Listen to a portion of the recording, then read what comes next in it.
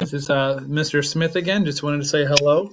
Here again is your chemistry teacher, wearing my chemistry t-shirt, chemistry teacher t-shirt for you, so we can get talking about solutions again. Again, this is for Ridge High School CPM chemistry. Today we have a few slides about solvation. We're going to work with a two-step process that we're going to discuss today and then make use of on the next video.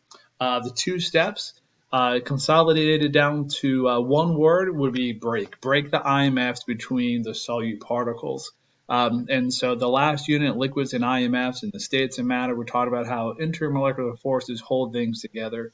And so to dissolve, to break apart the smaller pieces, we need to break those intermolecular forces. And then the second part of it is to make new intermolecular forces between the solvent and the solute. Specifically, generally speaking, water needs to break up salt. Water needs to first break up the salt, and then water needs to form new intermolecular forces with the sodium chloride ions. Water needs to break apart the sugar molecules from each other while keeping the molecules intact. We'll get to that soon.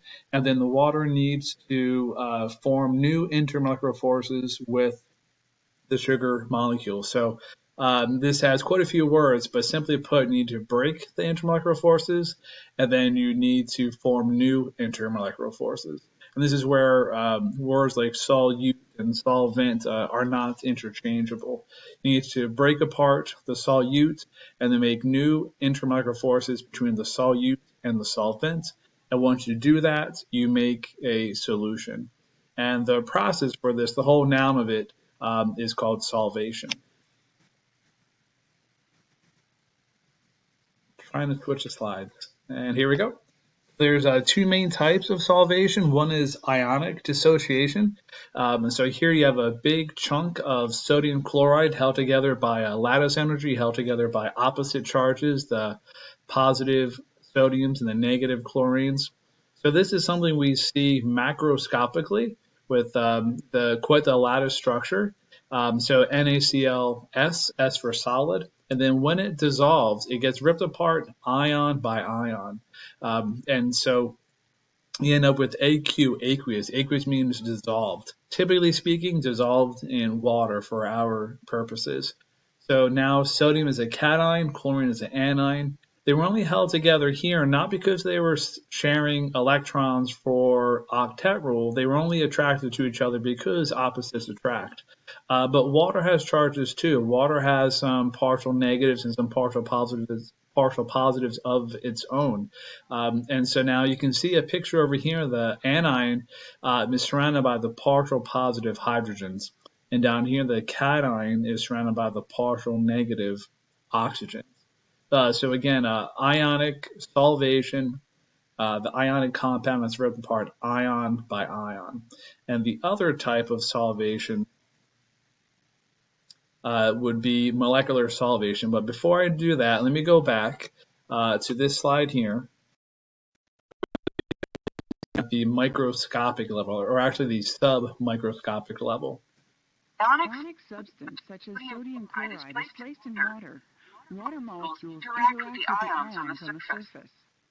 So you can see the sodiums are labeled with the plus charges, the chlorines are labeled with the negative charges, then in comes the water, and again, partial negatives, partial positives exist on the water.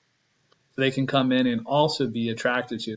Notice the detail of the red partial negative oxygens is binding to, attracted to, forming attractive forces with the positively charged sodium. And notice the partial positive white hydrogens are going to come in and be attracted to the negative chlorines. If the salt is soluble, the attractive interactions with water molecules overcome the ionic attractions within the lattice. The solvated ions move off the surface and become separated in solution. So again, we have the two steps of the breaking of the intermolecular forces, binding the ionic compound together, and then the formation of new attractive forces, new intermolecular forces, with the partial negative oxygens and the fully charged +1 cation of sodium. Notice that water molecules cluster about the anions with the hydrogens directed toward the negatively charged ion. On the other hand, water molecules interact with the positively charged cations through the lone pairs of electrons on the oxygens. So again, opposites attract. If the water weren't charged, then the sodium chloride would stay together. And as you remember from your solubility guidelines in the double replacement reaction unit, this doesn't always happen. It has to be strong enough for the water to break apart the attraction between the anion and the cation. And then even then, it's a matter of sometimes time. So you see the ionic compound is breaking apart ion by ion. So this is different than molecular solvation. Here we have sugar molecule, C6H12O6, perhaps glucose, has relatively thick attractive forces binding together the partial negative oxygen and the partial positive hydrogen. Then in comes the water. The relative thickness shows relative strength. The relative thinness shows relative weakness. But over time, that can happen. And then here's a sugar molecule being pulled away, and here's a sugar molecule fully in solution. Notice that the formula is the same before and afterwards. Solid before, aqueous afterwards. But these new intermolecular forces between the solute sugar and the solvent water does not rip apart sucrose, or in this case, glucose, atom by atom. Only molecule by molecule, so solid before, aqueous afterwards, no charges. And we're going to make use of that later on when we mess with conductivity. But sugar has no full charges. It is not an ionic solution. It is not an electrolyte, but it is aqueous, ripped apart molecule by molecule. Here comes a salt shaker. We can watch the concentration of the dissolved salt rise as I add more salt to it. Pretty soon we'll talk about the math of it all, but out it goes. Now it doesn't look like anything's happening. It actually looks like it disappears, and for all intents and purposes, it does.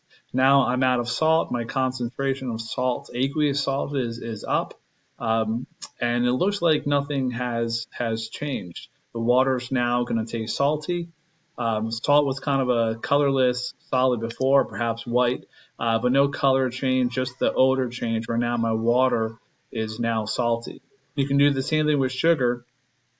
And again, nothing really looks like it happens as the sugar granules go into this water. Not much happens at all. It looks like nothing is happening. We're now out of sugar. You see our concentration is there. So it looks like nothing is happening from a macro view, but when you zoom into the micro, that's when things change. And so I'm going to add in some sodium chloride, bound together, and then over time, water breaks it apart. You can see equal amounts of sodium and chlorine, sodium chloride, because sodium chloride is a 1-to-1 ratio. So if you want to count the purple versus the green, they're going to be exactly the same. And the more that I add, the more concentrated it gets.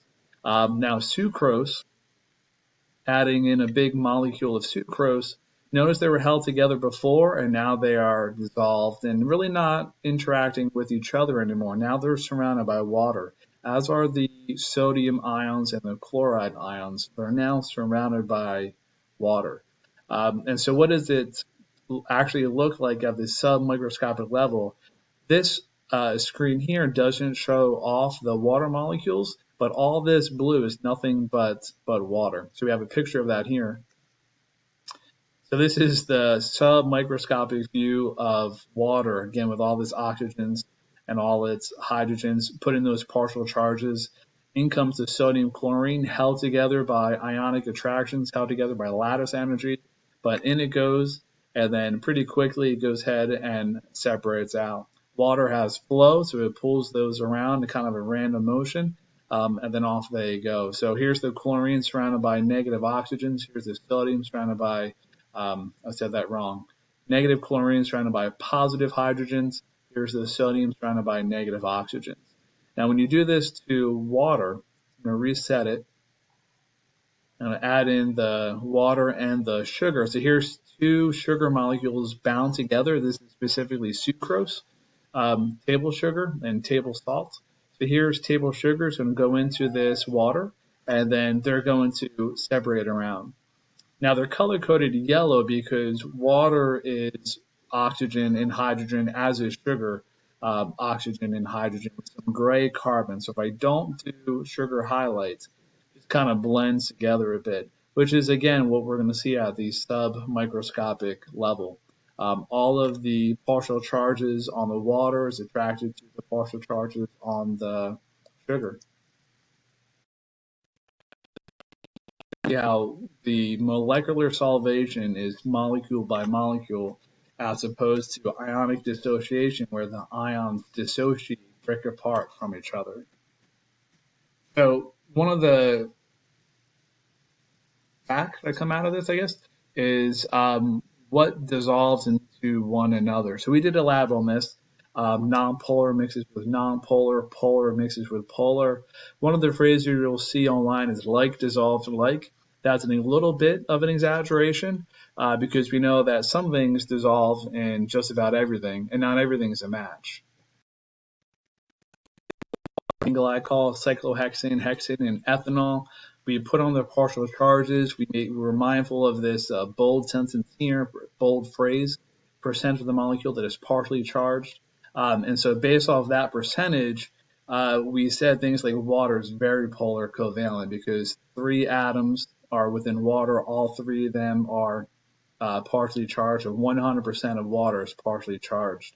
Ethylene glycol, I think it's 6 out of 10 are partially charged, and then ethanol, 3 out of 9 are partially charged. So that's how we differentiate between very polar, polar, and slightly polar covalent. Then we have our ionics, metal and a non-metal, and then we had some hydrocarbons, cyclohexane and hexane, that are very much non-polar, and also the diatomic iodine is also a non-polar type of substance. So when we did our solubility test, we saw that ethanol, ethylene glycol, and water were all soluble with each other. We saw hexane and cyclohexane soluble with each other. Iodine could dissolve in hexane and cyclohexane. Ethanol could dissolve just about everything. Ethanol was polar enough to dissolve water and ethylene glycol, and it was non-polar enough, having quite a few non-polar regions, to also dissolve the hexane, the cyclohexane, and even the non-polar iodine. And on the flip side of that, the best way to dissolve sodium chloride was very polar water. We don't have a lot of ionic liquids out there, so we're thankful, and that's why water gets the name universal solvent, because water has the potential to dissolve many ionic compounds. Ethanol is also another universal solvent because it dissolves both nonpolar things and polar things. That's why we can use ethanol in gasoline. Gasoline is mainly hydrocarbons, but ethanol dissolves in there quite well. Try adding water to gasoline and bad things will happen. And so we had collected all this data, had the yeses and the nos. And again, ethanol dissolved in everything because it was kind of in the middle. It's not a like dissolves like, that's kind of the extreme case of it. Like dissolves like. What's a bit better is that 2 substances will be soluble if similar polarities. And so again, sodium chloride could dissolve in water, not so much in ethylene glycol, not so much in ethanol, not at all in hexane and cyclohexane. Then iodine could dissolve well in hexane and cyclohexane, pretty good in ethanol, not so much in ethylene glycol, not so much in water. So like dissolves like is a little bit of an exaggeration, but that's what you could find and search online. It is possible for things not to mix together. Things like oil and water, oil and vinegar, they don't mix together. They must have dissimilar polarities. One must be polar, one must be nonpolar. In fact, one must be very polar, one must be very nonpolar to make it work. And so, can oil and vinegar ever mix? The answer is yes. There's actually things like mayonnaise. Here's a recipe that I found online. White vinegar and oil. In fact, most of mayonnaise is oil with a little bit of vinegar in it and a few other ingredients. The one I highlighted here was egg yolk. So how did mayonnaise come to form? How does it look like just one substance and not a separation of oil and vinegar? The answer is the egg whites has a chemical in it that allows these to mix kind of against their will a bit. And so egg yolks can mix together polar with non-polar stuff. And we have a few other things that can do that as well. In fact, there's things in your blood that helps the fat dissolve in your aqueous blood. So there are some chemicals out there. There's some other things where you can kind of mix things together. Cool Whip is another example. Milk is an example of a fat floating around water. Whole milk, I believe, is only 4% fat, and the other 96% is water. Or you can buy the 1% 2% milk. And again, that's a non-polar fat floating around a polar water. So there's other chemicals in there that can mix it together. We use it all the time for soap. So soap has a very two parts to it. So this is what we take showers with, wash our clothes with. Recently, wash our hands with. I hope more often than we used to a couple weeks ago. So how does soap work? So water is great at dissolving polar stuff. But if you have a non-polar stain on you, you can't really wash your clothes or wash your hands with gasoline or benzene or those types of flammable, toxic, carcinogenic fluids. And so we use soap. So soap has kind of two parts to it, almost like ethanol does, something kind of polar, something kind of non-polar. So soap is kind of the extreme. Has a very long tail and then a polar head. So much polar, so it's actually ionic. If you can see that there, it actually has an ionic head that dissolves in water and a very non-polar tail that kind of stays out of the way of water. And so in biology class, you see things like phospholipid bilayers. You use words like micelles, which is what this is here. And so this long non-polar tail can do a good job dissolving, wrapping itself around non-polar stuff, while the polar head allows for soaps to still be water soluble. You're welcome to go online. There's a nice video showing how soap destroys not only the coronavirus but other bacteria and viruses as well. So really, it's kind of a simple fix to stay clean. Is not only not touch your face, but also to wash your hands with soap. The soap actually destroys bacteria and viruses down at that molecular level. Okay, and I think that's it for today. You can go online and find this link long enough. So quite the lengthy link, but you can certainly search for it. Adam Smith, which has no relation to me, believe it or not, but has quite a few videos that show things happening at the molecular level.